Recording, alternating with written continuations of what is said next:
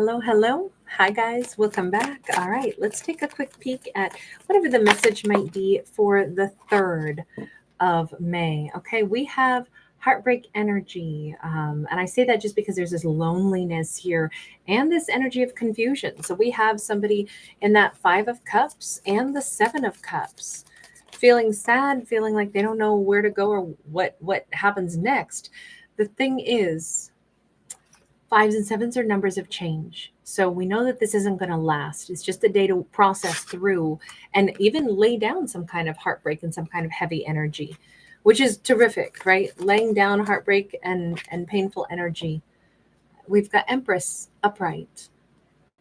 There's a great vibe of kindness, support, empowerment. This could be the story of a divine feminine who is processing through a difficult set of circumstances and is getting to the point of like, okay, at long last, here I am.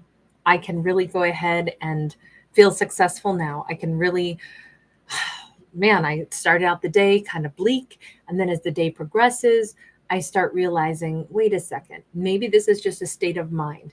Maybe instead of thinking about things I've lost, things that aren't going my way, maybe instead I start to think about the things that I've been generating in my life, the opportunities I still have to generate more in my life. I think that this is a possibly a divine feminine, like picking themselves up and dusting themselves off, saying, wait a minute, I'm amazing. Okay, we have a King of Swords. I think as soon as she does this turnaround in her energy, as soon as she says, let me not linger on feelings of failures, missed opportunities, sadnesses, and sorrows, because we all have those in our lives. But as soon as she lets go of some of that, I think she almost immediately shifts her gears into, wait a minute, I've done well. I've done some great stuff in my life. I'm going to go ahead and focus on what I do have control over, basically my future, right? We can't change the past. And of course, we'll all have losses and we'll all have fumbles and mistakes. Sometimes things we did wrong, sometimes things other people have done wrong in our lives. But she doesn't linger on that. She starts looking at her future, and her future has love right up ahead, right?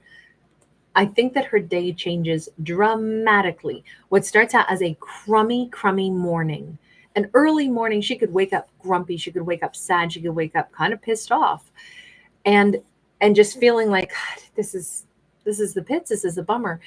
And then by like mid-afternoon, she's changed her dynamic, she's changed her thought processes, and she said, I'm going to go ahead and look toward my happy future. And then I think by maybe that evening, she's encountering somebody new, or she's having a meaningful conversation with a King of Swords. Now, this could be, and I do want to say because his crown chakra looks really open, this could be that as she lifts her energy up, gets out of the doldrums, out of the slump that she's been in, and starts to feel more empowered and happier, she actually starts to like feel better about her own self. And I'm wondering if this is the day that, I don't know if this is somebody she had conflict with, but this King of Swords wants to talk. I almost feel like we've got the story of somebody who kind of hit the end of the rope, where she was like, this sucks. I don't want to be in sucky energy. I don't want to be in sadness. This is no good for me. I'm an empress. Let me look to my future. Look, if they blocked each other, or if she blocked him, this could be the very person who most wants to talk with her. Now, at this point, she may not need to talk with him anymore because she's already talked herself out of feeling sad about this. She's already in a better place. I could put it in that context where this is her moment where she got over something and she doesn't need it to come back anymore in her life. I don't know, though, because we still have a 4 of Cups around this. I almost feel like this King of Swords wants to offer her some kind of love that maybe they should have a very, very, very long time ago. At this point, she may no longer be receptive to it because we've watched her migrate throughout the day. She's migrated through, you know what, this has been a tough thing that I've dealt with for far too long. I don't want to deal with this tough thing anymore. I want to let it go. I'm over it. Let me change decks and ask King of Swords, what's your deal with her? The 5 of Swords. He had an argument with her. So he is part of why she was feeling low, feeling sad. And what is it that you want to say or do now? Six of Cups, I want to talk to her. I want to come back around. I'm in a lot of nostalgia about this. We had a fight. I don't know if he blocked her because he was mad at her, but it caused her a lot of grief. And then she's getting over it on the third. I mean, like really letting it go and feeling lighter and brighter. And don't you know, that's always the moment that somebody is like, hey, I want to talk now, right when she's like, I don't need to talk anymore. But let's just jump back over to her and say, do you want to hear what he has to say? Two of Swords, again, no, I found my sense of peace. I'm meditating, I'm calm, and there's that crystal ball. I'm really just wanting to look at my future. I think, bizarrely, I think that he's missed the opportunity to course correct this with her by minutes. Like on the same day, she's finally turned her back. She may not get his message if he's reaching out to her. She may not receive any kind of communication from him because she perhaps has finally, like, she might have just gone in and deleted any old messages between them. She might have finally surrendered this and said, it's time that I just look toward the future, and I can't do that as long as I'm looking toward the past. So I have to turn my back to that. Is that the way this story is supposed to flow then? We've got the Five of Pentacles. 5 is the number of change. We can't stay in things that hurt us and make us feel sad. So we know that the change needed to occur. We've got the Ace of Pentacles in the reverse, and we've got the Nine of Cups upright. You know, I have to say this storyline says, this is a very specific story where a feminine, possibly a Libra Taurus, was, I'm going to say, like punished with silence by somebody, by a King of Swords. And it was mean. It was intended to be mean. The silence was intended to be mean. And it did. It hit its mark, right? It made her real sad and real confused for a real long time. And then she decided, that is foolish of me to live in sorrow from being ghosted by somebody. When I, hey, let me read what their silence means. Their silence says, I don't want to talk to you. So why don't I just accept that and then move on? Silence is confusing on lots of times, but on the other hand, it also says the equivalent of, I'm not communicating right now. So that means there is nothing more to say. So instead, of course, she should turn to her future. And that's what she's doing. And once she's made that, it's like she just took a left turn and she's in a whole new timeline now. She's headed down a whole new road. He's suddenly wanting to talk, but this kind of says, even though you want to talk now, you intentionally left her in sorrow and let her carry a burden that you shouldn't have. And that's why the universe kind of is saying, that's why you don't get to talk to her now. There's not going to be a new beginning here for you because you left her for so long out here and you didn't lift a finger to help this. At one point, I don't think they wanted a new beginning, or maybe they don't even now, but they would like to talk to her. And the universe is like, leave her alone. She got over it. She's really happy now, like really happy with this Nine of Cups. And she doesn't want to hear any more about this topic anymore.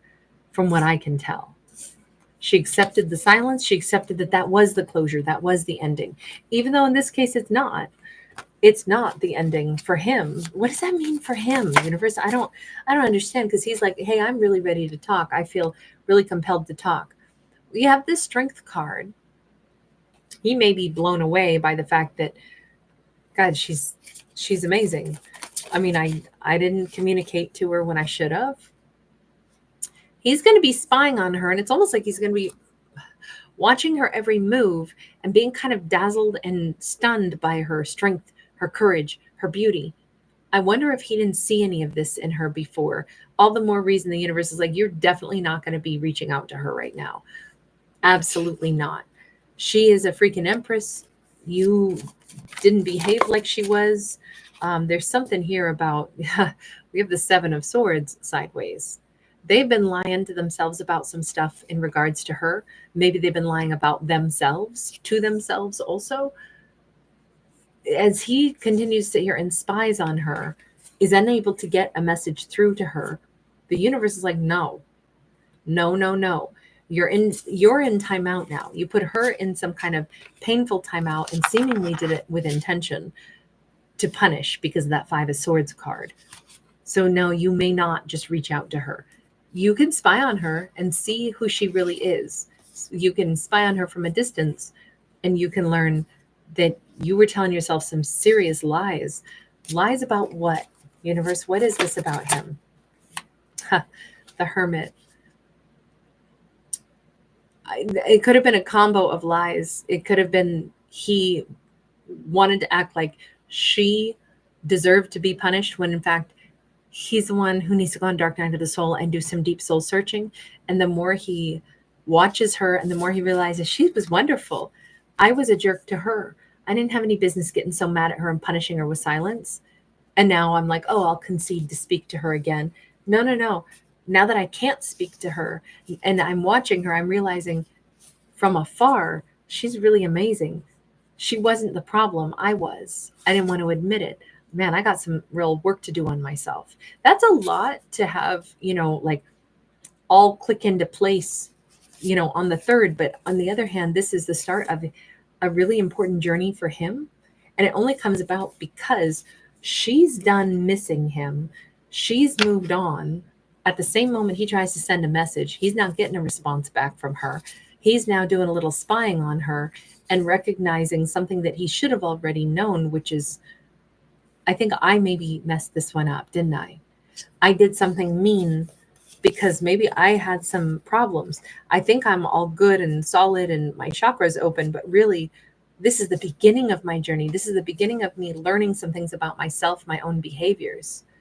So he's having some serious realizations. She's feeling so much better. And this is like from morning to late nightfall, we saw the evolution of both of these characters. You know what? Honestly, fantastic message on all of that for these characters. We can see the changes, the transformations. We can see the elements of what they're learning. Look, I don't know if he's going to come back into her life later on at some point in time, but we have a feminine who shifted her energy and we have a masculine as well who shifted his energy into a more contemplative space. And the feminine seems to have shifted into a much happier space in the span of just one day. So actually really momentous things happening for both characters. All right, let's get a card or two for someone whose birthday would be the 3rd of May. We've got some kind of sped up energy. We've got somebody who's super brilliant, who's got lots and lots going on in their mind. This is that Knight of Swords, which is somebody fast thinking, swift, light on their feet. They've got lots of great ideas. They've got a beautiful mind. We do have a 9 of Swords. It may be that if a character is trying to pack so much into just one day, that could wind up becoming stressful just because they have a ton on their mind. This could be a character who's so freaking brilliant that they stress themselves out with all the different ideas they have. I think to manage the kind of like mental acuity that this character has, they may need to keep like a little notebook so they can jot down all their fantastic ideas, all the thoughts that spring into their mind today, so that then they can go back and start to organize, and use all of these. Yeah, the world. This is great. This is about a character who their potential for what they can do, especially in this next year of their life, is off the charts. This is a character who may realize, I just, became another year older. Oh my God, there are so many things I've wanted to do that I didn't quite finish yet. There are so many things I still would like to do that I haven't quite started. And they could be flooded and overwhelmed today on their birthday with all these great ideas. But this says, no, no, no. You don't have to be flooded and overwhelmed at all. Jot them all down and start working through it like it's a bucket list. Instead, remember, you have a whole next year up ahead of you to, 365 days to start putting these ideas into action. And if we look closely, although, yes, it's a very busy card, we've really only got about, let's say, 25 different things that they'd like to do. If we think about it like this, all of a sudden it's like, oh, wait a second, I have plenty of time. I have lots of things I'd like to accomplish this year. Let me write them down because that makes it more real. And now let me take a look at the next 365 days of my life and let me get some ideas. Let me ballpark, spitball what months I'd like to accomplish certain tasks. And if I spread out those 25 bucket list items over the course of the whole next year, I'm not going to be overwhelmed at all. I think this is a great day for our character to realize they have plenty of time and they have really a great year to plan ahead, but they shouldn't feel any stress or pressure like, oh my God, all the things I wanted to do in my life that I still haven't done yet. Our character has lots and lots of life still. The birthday gift is a reminder from the universe, baby, you got lots of time. But certainly this is great. You're excited. You got lots of wonderful ideas. You got lots of things you want to do. Put them into action, put them into play for sure. But don't get overwhelmed and stress out one's own self on one's birthday by imagining that I should have already done all these things. The universe is like, oh, sweetheart, you have so much time.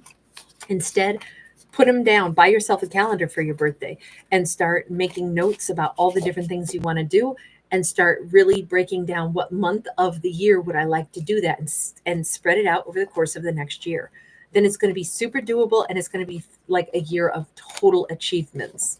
That was wonderful. Honestly, that's like something I need to do. All right, you guys, thank you so much for being here. Thanks for giving it a thumbs up and subscribing. Bye for now.